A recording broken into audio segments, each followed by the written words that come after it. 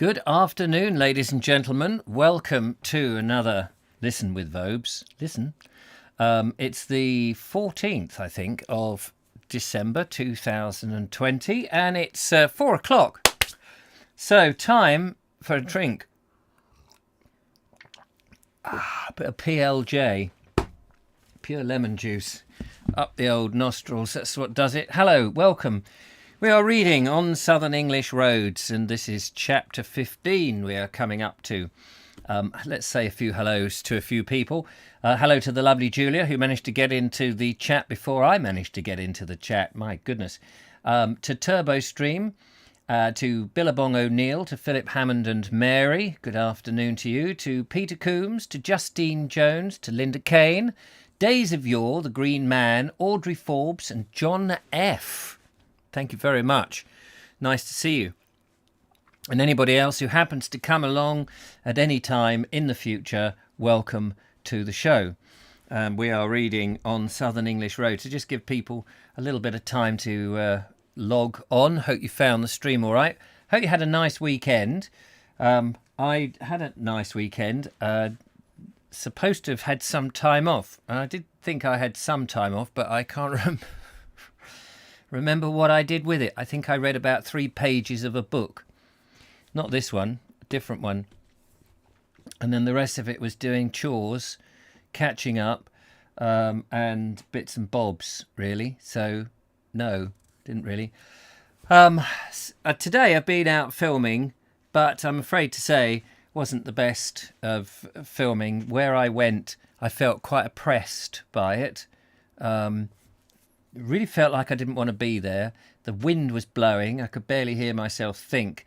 And I was getting sprayed by the sea and all over the camera, which was worrying me. And consequently, some of the shots were rubbish. I'm fairly incoherent. And I've pretty much edited it together. There's a few extra bits that need to go in there. But anyway, you know, once in a blue moon, you'll get a duff one. And that'll be tomorrow's. So, hello to Lee Lawson. Hello to Charlie Cooper. Welcome, Charlie, along to a live show. Very nice to have you here. Thank you for all your comments on the Tube of Views, on the Bold Explorer. So, shall we crack on? We are reading chapter 15 of this curious book. TurboStream says, oh, Michael White, hello to you, by the way. Apart from 12 hours of rain on Sunday, I had a good weekend. Did you do anything nice? Lee Lawson says, time to do bits and bobs and have a catch-up is good. Yes. I was hoping just to get some reading done and to sort of take some time out, but I don't know how that did. Linda Caton said, I read a whole book in one sitting and didn't fall asleep. I saw you post that, actually. It looked like a very interesting book. But I can't remember what it was about. You did say. And I thought, oh, interesting. Anyway. And Audrey Forbes, hello Audrey. She says, never seen a duff one yet. Oh, well. You will. Chapter 15. Before starting in the morning from Wareham, we indulged in just one more stroll round the quaint, sleepy old town. And during our ramble we came upon the curious church of St. Mary's that we had previously missed, it being hidden away in an odd corner from public gaze. Not content with possessing a rare old Saxon fane, Wareham must needs have a second church of almost equal interest within her ancient walls. The door of the building chanced to be open, and, marvellous to relate, the clerk was inside. He must have divined, though why I cannot profess to say, that we had come that morning to see and not pray, for he at once offered his services to show us over the church. Marvellous. Accepting the inevitable, we placed ourselves meekly in his hands to be personally conducted. The average clerk appears to distrust any stranger who is so singularly minded as to desire to inspect a church quietly alone, and perhaps in some instances there are reasons for this distrust, for I have heard of 2 cases in which churches have been robbed of their brasses by strangers, one of whom, perhaps the better to disarm any possible suspicion, was dressed as a clergyman. Good heavens, can you imagine in Victorian times that burglars or thieves, what's the difference now? There's a significant difference between burglars and thieves, and I can never remember what it is. Burglars, I think, is what I'm talking about here, would dress as a clergyman. Can you imagine it? English Pastoral by James Rebanks, 2020. Oh, yes. You'll have to tell us what it was about, Linda. It was a book you couldn't put down. Pastoral, not pastoral. Pastoral. What was it about? And are there any good second-hand copies of it? The font was the first thing pointed... Oh, it's 2020, isn't it? So there won't be any second-hand copies. There we go. The font was the first thing pointed out to us. This is a quaint and rare specimen of Anglo-Norman metal casing and chasing. It is of lead and hexagonal in shape, having figures around it of the 12 apostles in relief. Near to this, a large, massive stone coffin is preserved, with a recess cut for the head and rounded angles inside. This is supposed to have contained the body of King Edward the Martyr, and there is nothing to show that it did not, which kind of negative proof does not greatly commend itself to the precise mind. Presumably, the coffin belonged to some important personage, for the labour of quarrying and chiselling out such a huge block of stone must have been considerable, and as King Edward was buried in this church after his murder at Corfe Castle, it may possibly be his, but possibilities are not facts. Burglars go inside buildings, says Lee Lawson. Thieves take things from anywhere. Is that the difference? Is that what it is? Charlie Cooper says, that's okay. I enjoy commenting on your videos. They are great. Thank you for replying. It's my pleasure. Yes. Then at the south-east corner of the church, we were conducted down some steps to King Edward's Chapel, which has a groined roof. Sounds painful. And appears to now be used as a robing room for the clergy and choir boys. Best not to be inquiring too much what goes on between the choir boys and the clergy down there. This chapel is said to be built on the site of an Anglo-Saxon stone one, which in turn succeeded one of wood or wattle, and here the body of the martyred king lay till it was removed to be enshrined at Shaftesbury, he says, poking out his good eye. It is possible that then, presuming the coffin stone referred to belonged to him, the remains were removed from the heavy and rude stone receptacle into a lighter one for the convenience of transit. Strangely, placed over King Edward's Chapel is another small one, to which access is gained by an early English door constructed in the south wall of the chancel. This little chapel is provided with an altar and an east window. Burglars are equipped for the job, thieves steal on the off chance. See, having worked for the police can be useful, says Michael White. Ah. And Julia says, large, massive, maybe this is why you've been suffering tautology. Ah, large, massive, yes. Did he say large, massive? He couldn't have said that, surely. Anyway, built into the east wall of the north aisle is a curious and crumbling stone sculpture of the crucifixion, with an inscription in very puzzling letters below. Before the restoration in 1842, we were told this sculpture was inserted in the outside wall of the church over the north porch. The inscription is supposed to relate to a bishop of the 5th century who has been read as Catug consecravit Deo, I guess that's more Latin, is it? Or gobbledygook, as I like to call it. We, however, could make nothing of the lettering, even after being made aware of how it ought to be read.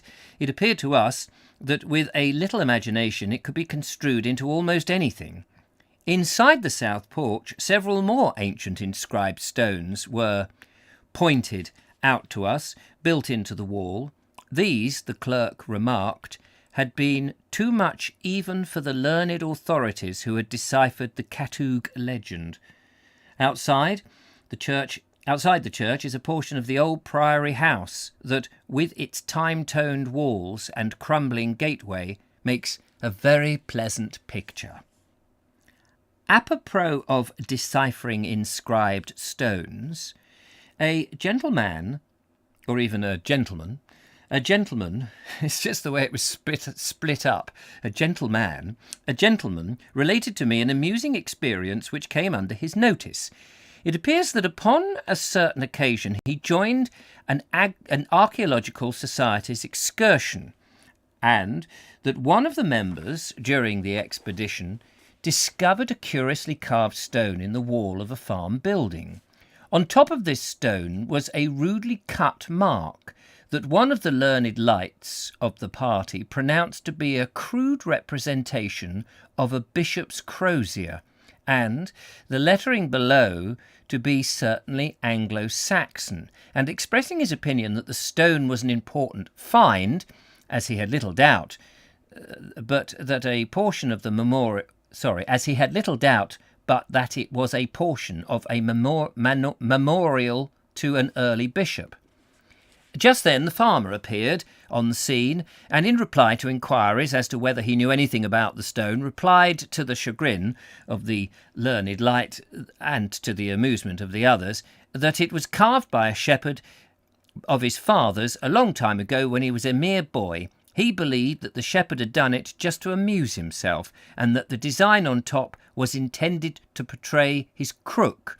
The rude letters below were intended to spell the shepherd's name, which only goes to show that it is not wise to jump too readily to the conclusion that any old-looking carving or inscribed stone that does not easily explain its meaning, or is not at once decipherable, is, on that account, a veritable antique. Quite right so. On a former journey, I was innocently deceived by a pseudo-druidical... Druidical? You know, for druids. Druidical, is that how it's pronounced? Circle. Formed by some huge weather-stained boulders being set up Stonehenge fashion on a wild common near Bramdean in Hants. Only in this case, the understandable joke of the setting up of those stones to puzzle future generations of travellers must have been an expensive one. Yes, I bet it was. How are we doing over there? Large, massive. He did say it. Well, you said it because I assumed you read it. Oh, I did. A large, massive. Did he say that in this book? I can't imagine that he did. A large, massive stone. I can't imagine that I've embellished what he said, as if I was to embellish a word of what he said. Cheeky man. Not always the case, Julia. We know Richard adds bits. LOL. Thank you.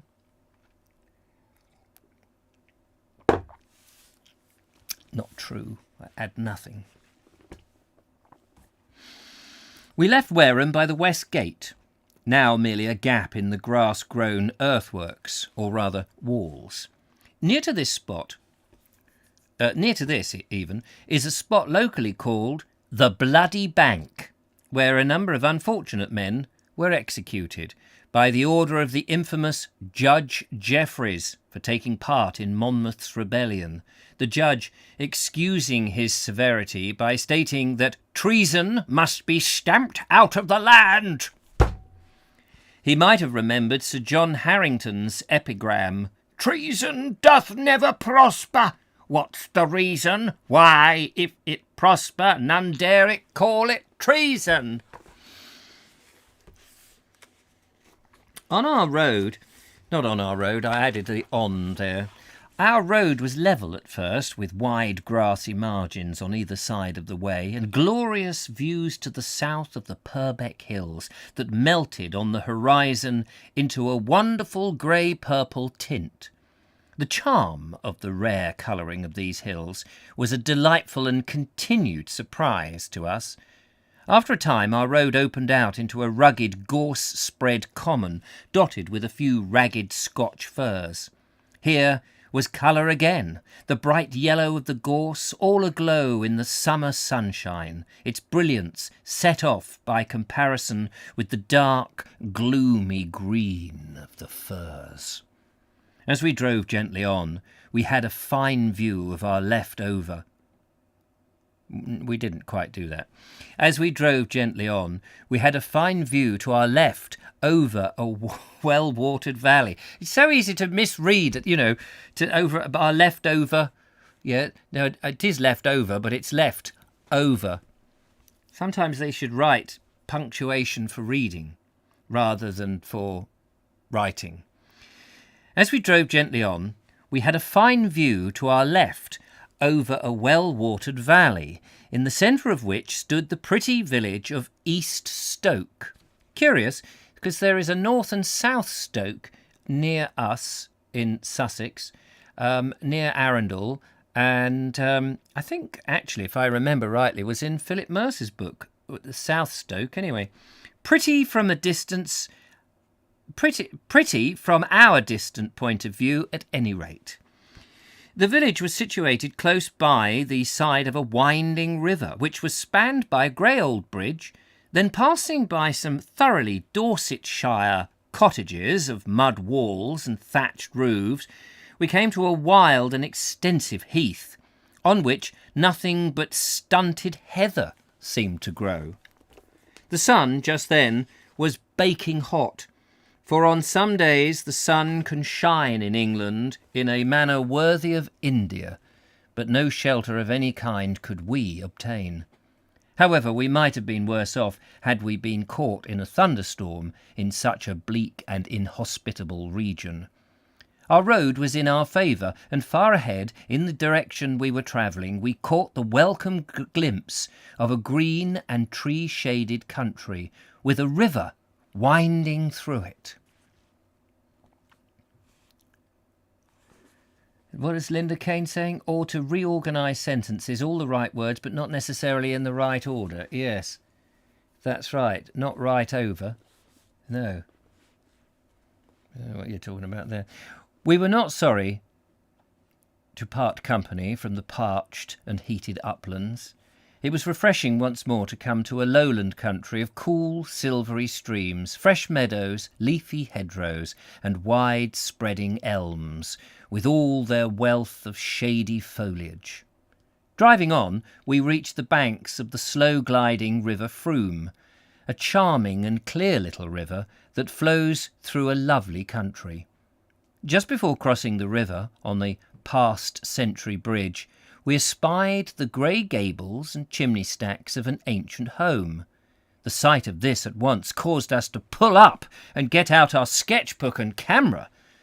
Wandering up to the old house, we knocked at the door and begged permission to photograph it. Please, please, please, can we photograph it? I'm on my bended knees, please. Half out of politeness, and half with the hope that somehow, by doing so, we might obtain a peep inside, for the place had an indescribable look that suggested to us a quaint and interesting interior. We were somewhat of impostors. What do you mean, we were somewhat of impostors? We were somewhat impostors. Surely you don't need the of. We were somewhat of impostors, I must confess, for before we begged permission, we had already snapped just one or two views of the building with our camera. Certainly a good hand camera, it need not be a detective, is a great addition to the tourist kit. Curious sentence that is. The servant who answered the door said, "I will ask the master," who at that very moment chanced to come on the scene, and at once most courteously granted us permission we sought. "You'd be very welcome," he said, "to photograph the old place from wherever you like. Just go round about where you please." And we did. and openly obtained some very pleasing results, the master of the house going with us and manifestly taking great interest in the proceedings. "There's a nice view just over there, and if you get one just under the bough of this tree, it looks particularly enchanting." Does it look picturesque? "No, enchanting." We're only interested in picturesque. "It looks enchanting. Leave me alone. Go away."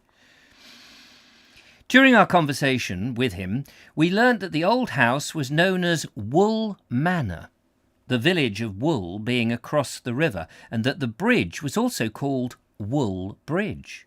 The manor house was now doing duty in old age as a farmstead, and our host, who was the tenant thereof, had been farming there for 13 years. Moreover, strange to say, he did not complain of the bad times. As we were wandering around, he pointed to us an ancient building, now used as a barn, which he said was formerly a chapel belonging to the house, and it bore signs of having served some such purpose. "Certain portions of the place," he said, "were erected as early as 1300. It's a strange old house inside, and there are some wonderful old pictures in there too." Our curiosity was raised, but our hopes of an invitation to follow to view the interior were suddenly damped by his further remarking, "If you're passing by another day, I should be very pleased to show you over the inside. It's a funny old place, that it be. But today is washing day, and the place is a bit upset in consequence, and the missus wouldn't like it if I was to took anyone over, and that's a fact." We were terribly disappointed, and wished the washing day in the middle of... we were terribly disappointed, and we wished that the washing day was in the middle of next week. So did the farmer, as it was not much in his line, but we could not see any way of propitiating the missus. There was nothing for it but to depart resignedly. "Yes, go resignedly." We have a picture of this house, by the way, and the bridge. Haunted Wool Bridge and Manor House. Would you like to see it? Of course you would. Let me facilitate that by utilising this special camera that we have set up just for that. There it is, doesn't it? Hang on, get a better... Will you focus, please? There's a sheen on there I cannot get rid of. Anyway, there it is. It looks pretty "Spooky it is. Oh, the ghost of Wool Hall, it comes for you. In the night you hear the knitting needles knit one, purl one, bless one, drop one. And then as you get out of bed, into the chest with the needles, and you writhe on the floor.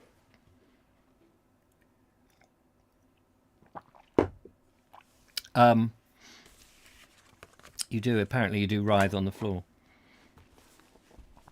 Anyway, before leaving, the farmer called our attention to the fine old porch and showed us a curious fastening to the massive door there, remarking, "You won't often see the likes of this." It was a solid beam of oak that slid into the thick wall alongside, and when pulled out, held the door fast in the same way that an iron bolt would on a smaller scale. Over the doorway is a date carved in stone. This we naturally took to be the year in which the house was built, but we were informed that this stone had belonged to an exterior building pulled down some time back, and that the landlord had put it where he saw it for ornament, which is another proof of what pitfalls beset the unwary archaeologist who trusts overmuch to what the eye sees, for this weather-worn date stone might have deceived the very elect. After this, with many thanks for his kindness, we bade our worthy host good day, not forgetting also to wish him a prosperous harvest, for good wishes cost little and please much. Goodbye, goodbye. Parting is such sweet sorrow. Oh, it's the ghost. Apparently he fell into the water and drowned in a horrible agonising death. Then we crossed the bridge and made a sketch of the ancient home from farther side of the river, which is the one I've just shown you. Whilst we were doing this, the farmer came up and greeted us once more, exclaiming that he had forgotten to tell us that the house was haunted. And he was the ghost. Oh, no. And he thought we might like to know it. And indeed, he had indeed heard one gentleman say that he could not sleep a night in it, or would not sleep a night in it, for any money. This was interesting, not to say exciting news. It's not every day one comes upon a haunted house inhabited. This was a matter for inquiry. We felt anxious to obtain all particulars about the ghost. Had the farmer or anyone in his family seen it? Did it disturb them? What was it like? And so forth. Came the reply, Lord bless you, sir, I don't let the ghost worry me. I am not a nervous man. He never did any of us any harm. Now look. Do I look a nervous man? And we felt bound to confess that in our estimation he hardly did. But we were not getting the precise information we desired, so we had to bring the farmer to the point. What was the ghost like, man? Tell us, for goodness sake. Explaining, as an excuse for our curiosity, that we had yet never seen a real ghost, only imitation ones, and we wanted to know what the genuine article was like. Well, sir, he responded, our ghost... We were struck by the expression. It seemed to give a sort of private ownership to the spirit or goblin or whatever it was.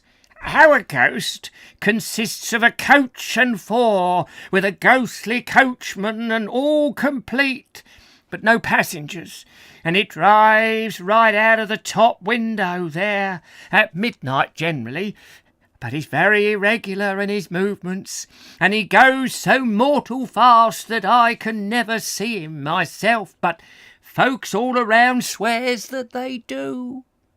It never bothers us indoors. It's the rats that make it lively at nights. I've no complaint against the ghost. Well said, said we. How can a coach and four get through that small window? There's not nearly room enough. The farmer was equal to the occasion. That's not my affair, replied he. Now is it? That's purely the ghost's business. And we felt that the farmer had the best of us. About half a mile to the east of Wool Bridge are the slight remains of Bindon Abbey, one of the oldest foundations in England, it dating from 1172. The ruins are charmingly situated in a leafy wood. It is, in truth, a pleasant spot, made musical by the songs of birds and the gurgling of wandering streams. The bases of several pillars of the nave are left, but nothing of any height or importance. Still, the ground plan of the building can clearly be traced. However, it is more for the sake of the quiet beauty of the spot that visitors would go there than for the interest in the ruins. In a mile or two from Bindon's ruined fane, we reached the pretty little village of Winthriff. Here the Red Lion, a modest roadside inn, was stabling, tempted us to call a halt. Halt! For the day was hot, and we felt a trifle hungry, or hungry for a trifle, I added that bit, and very thirsty. Do sell trifles? No, sir. No trifles here. That's a trifle irritating, is it not? It is, darling, a trifle irritating. We are trifly irritated. There was a wide stream curiously running around the inn between it and the road, and there was a shallow ford over this to the door, by which those who drove had to approach. A wooden footbridge provided access for pedestrians. This stream, ford and bridge gave the long, low, two-storied hostel quite a quaint appearance. It's quite quaint, isn't it? Yeah, it is quaint, dear. It had, too, the charm of novelty. Novelty was another word I thought of. Yes, that's true, dear. That's very true. Here we were shown into a clean, cool, low-ceilinged parlour, and a simple repast of bread and cheese with butter and a fresh, crisp salad was quickly set before us. One of Turner's pies was presented, but we turned it down, not knowing if it was in the right century, and served on a spotless cloth. Or must I forget the clear nut-brown frothing ale that our thirsty palates seemed to drink, fit for the gods, and infinitely to be preferred to the finest champagne fare France could produce.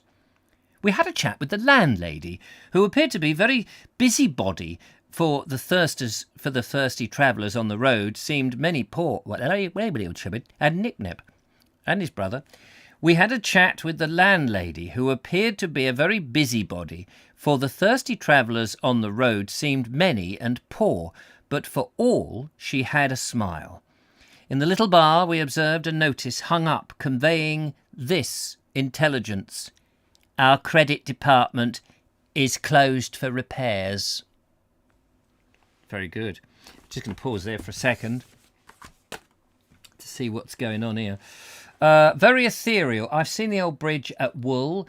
Yes, let's have a look. Enchanting indeed. Resembled Stopham Bridge in the front of it. What's he been on, says Lee Lawson. He always tries to kid us that it's not water in the glass.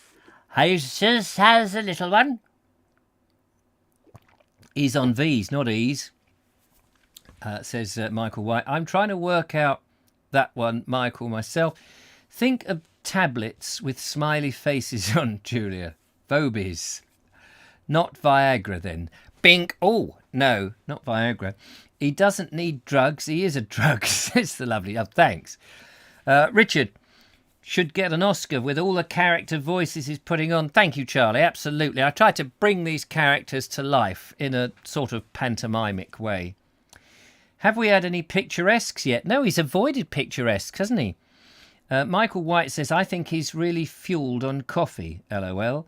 And haven't heard of any dings yet, says Audrey Forbes. I don't think we've had a ding yet, Linda. Just an enchanting. Now, I want to have a quick gander at Wool Bridge. At Wool Bridge. I want to see what was it? Wool Hall. Where was it?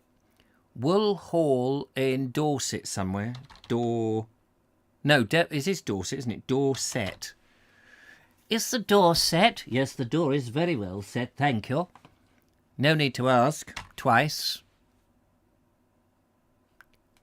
The D'Urberville Centre. Is it? No, it can't be where they've... Was it the Wool, Village Hall, Collier's Lane?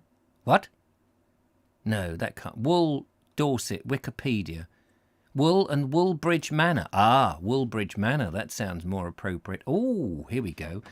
Ladies and gentlemen, prepare yourself.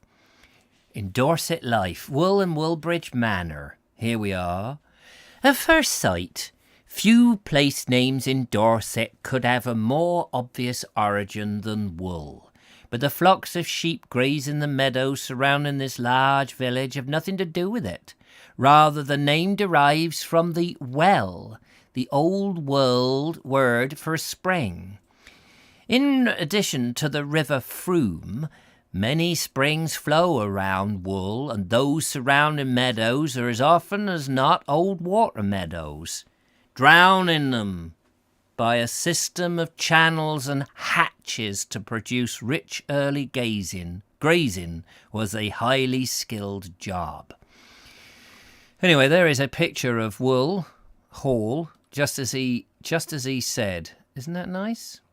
And there is another picture of something, and there's a picture looking down the lane, and so on and so forth. But that wasn't really... So that is a real place, but only... What was the other thing he looked at? That I wanted to look at the... Where are you? Don't hide behind the curtain. Come on, show you... Oh, there you are.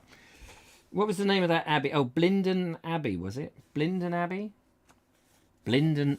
Is it Blin? Oh, Bindon. Our Abbey has put in a bin. Our Abbey has been put in a bin. Don Abbey Dorset. By all accounts, there wasn't much left of it, though. There was a moment of silence there. Bindon Abbey. Not been there before. Ho, ho, Mr. Vobes, you are funny, aren't you? The monastery was founded in 1149 by William de Gastonia on the site known as Little Bindon, near Bindon Hill on the coast road near Lulworth Cove, as a daughter house of the Ford Abbey, where they made the Ford motor car, but the terrain proved too demanding to sustain the community. Fair enough. Well, that's not very many pictures of it. I was hoping to see a much better picture. Images. Let's have a look for images. Here it is. Here it is. This is what we want. Oh. There it is. View the image. Ding! And that is it. Whenever that was. South view of Bindon Abbey in the county of Dorset. Please note the little house at the other end, behind the very large doors. It's a good job in those days they didn't watch Play School, isn't it? Because they wouldn't have had the round or the square window. Today it's through the arch window. Just as it was yesterday, and the day before that, and the day before that, and the day before that. Oh, I don't know. Anyway, enough of that nonsense. Sorry about that. Yes, I'm on the funny tablets today, ladies and gentlemen. Just to the east of the bridge, says Nigel Sadler. What is just to the east of the bridge? On Street View there appears to be a bollard either side of the bridge to prevent vehicles driving over the bridge. Edward Moulding says good view of Woolbridge on Google Maps. Yes, I'm sorry I didn't get the proper view of it. Anyway, here we are. Wherever we are. In the little bar. Oh, yes, they're in the bar of this pub. Queried one patron, When will it be open again, missus? The answer was to the point. When folk don't want credit. And then a good-natured titter went round the room.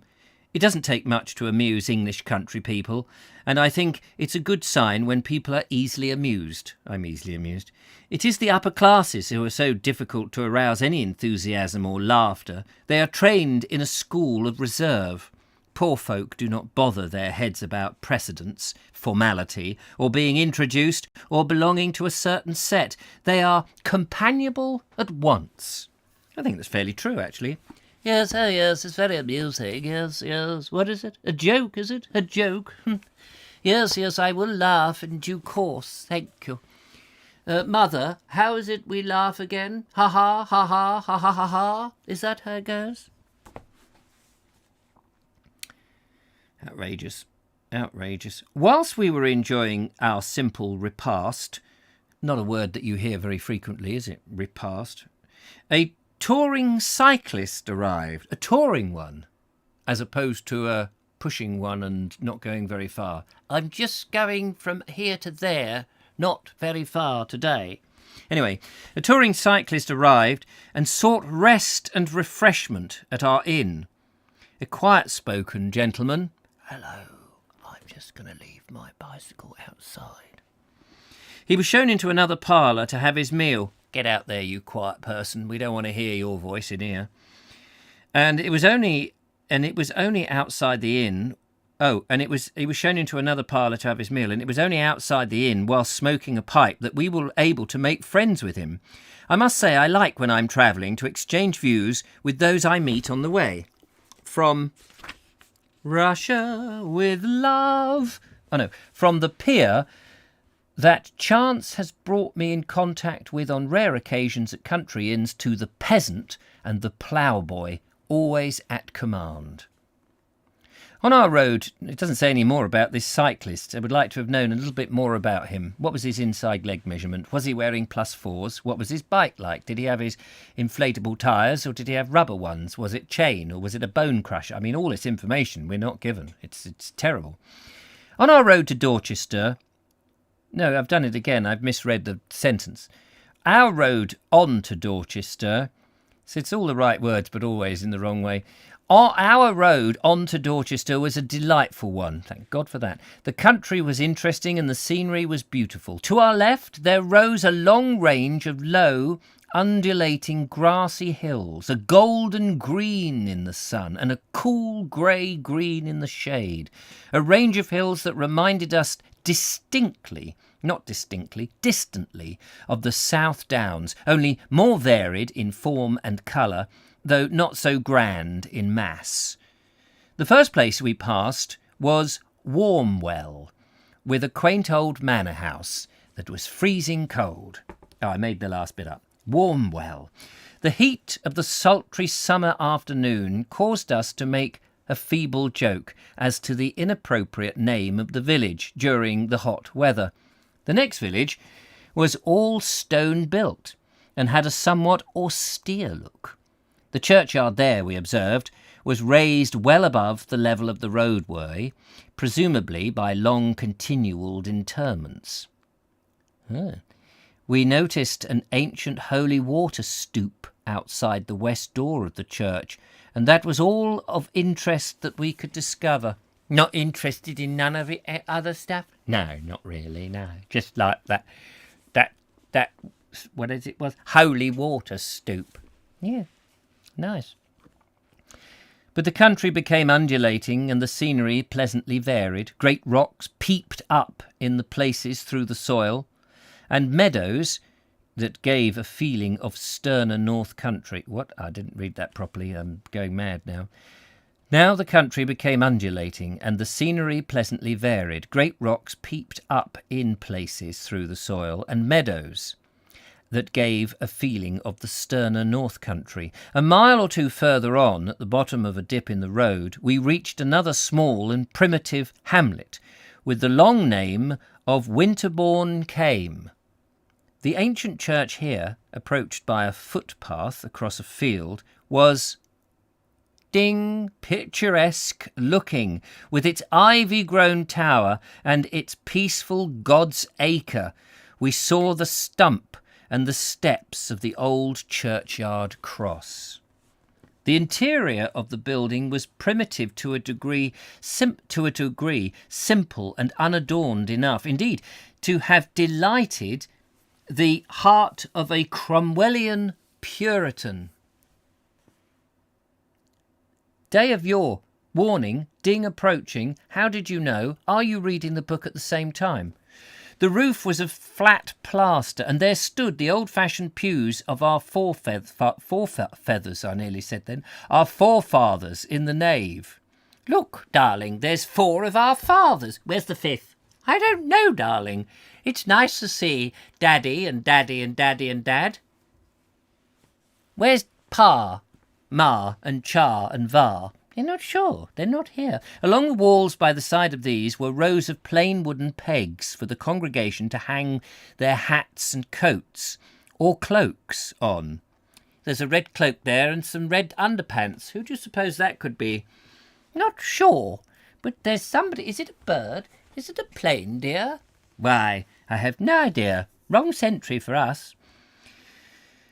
I think I am going slightly mad today, yet there was something about the poor and primitive fane that appealed to us. I think it must have been the utter absence of all pretence. It was so genuinely, unblushingly innocent of any architectural effect, as plain, in truth, as any barn. After all, there is a certain charm and virtue in utter simplicity. It may be ugly, but it is honest.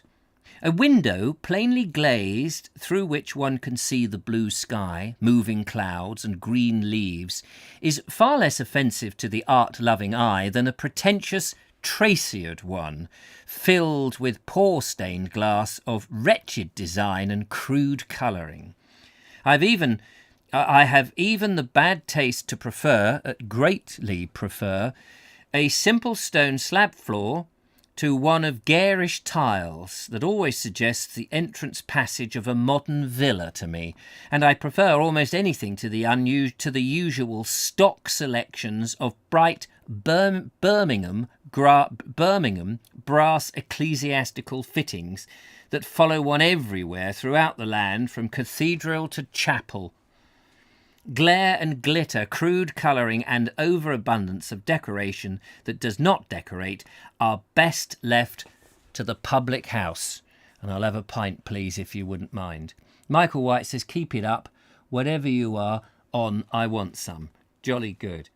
Linda Kane says, it must be all that deep breathing. It's Wim Hof. It's National Wim Hof Day, did you not know? It'll happen sooner or later.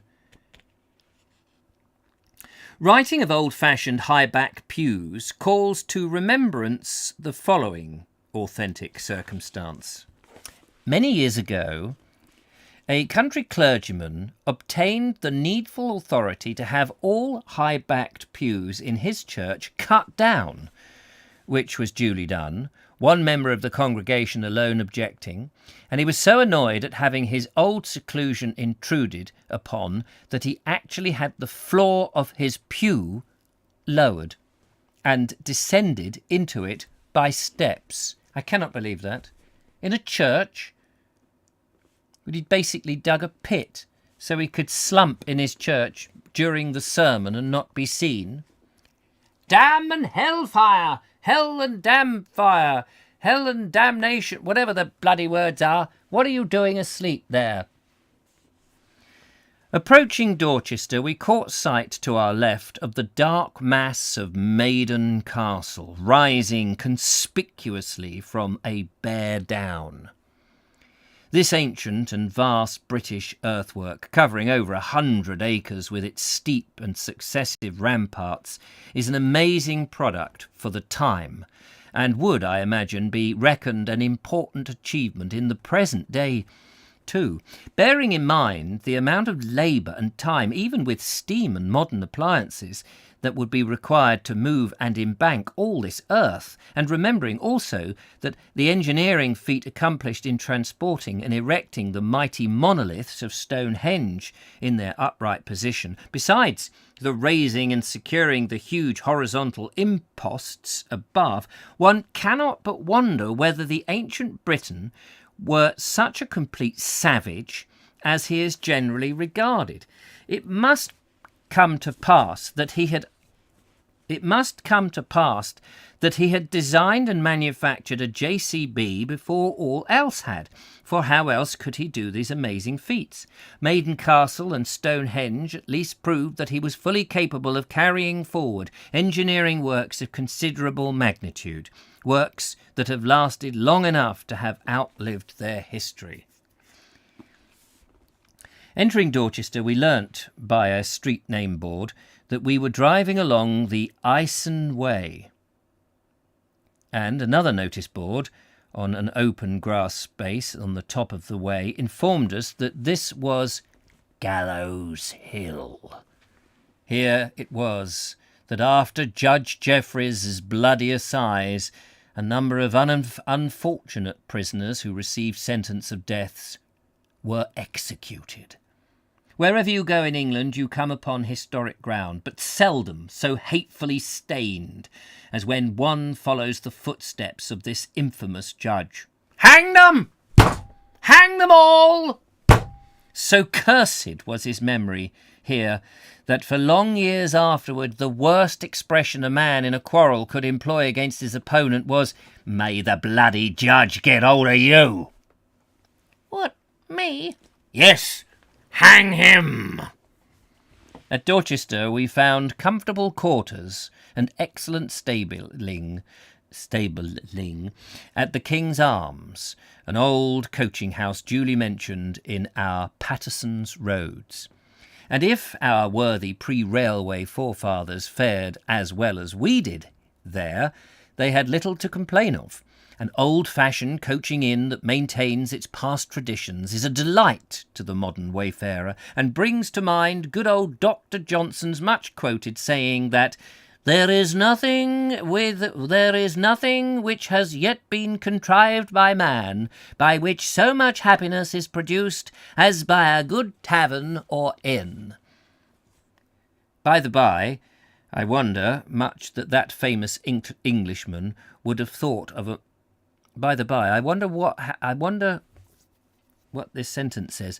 By the by, I wonder much what that famous Englishman would have thought of a modern, gigantic, company-managed hotel with its stony-eyed, stately manager in the place of a jovial landlord of old, its German waiters, how the worthy doctor would have adored them, its general glare and feeling of unrest, where you can obtain almost anything but a home away from home. I'm not a chim chimney. Oh, there's a deserted medieval village down the road. I wonder if he will visit, says Nigel Sadler. In the evening, how are we doing? I'm just wondering if we're going to get to the end of this. Oh, yes, we are. Woohoo! In the evening, we took a stroll through the green meadows that stretch along the side of the Froom, which river, a mere brook here, flows between town and the country and marks the boundary line of the two. A very pleasant stroll it was, the cool, clear, rippling water and the grateful grey-green gloom of the overhanging trees being very inviting and refreshful after the sultry heat and sunny glare of the day. Then, as the gloaming slowly crept over the landscape, we returned townward and sought the ease and comfort of our inn. During the evening, we consulted our map as to our next day's course, and eventually determined to drive up the Cerne Valley, and so over the hills at its head to find our way to Sherborne. Or, during the evening, we consulted our map as to our next day's course and eventually determined to drive up the Cerne Valley and so over the hills at its head to find our way to Sherborne. Whichever way. I thought the first way was more dramatic. To Sherborne! To Sherborne! Let us go! Gather the men! Gather the horses! Gather the axes and the mallets, and we will take Sherborne tonight. Sorry, I'm going completely bonkers. I need to drink more of this fizzy water. That has no fizz. Anyway, sorry about that. Bit of a funny old thing. Thank you for watching this nonsense. I hope you've enjoyed it. It is coming up to 5 o'clock, and I've got to be up in the bell tower to ring the midnight toll. It must be all the deep breathing, says Linda Kane. Michael White says, keep it up. And there's a deserted medieval town. I wonder if he'll visit. Yes, I wonder if he will, but he's going to go to bed for the evening, which is what he's got to do first. And we'll find out in chapter 16, ladies and gentlemen, in our next one. By the way, we are about a quarter way through it. Hello. Nothing interesting. Take care. It's a Dalek. It's a Dalek.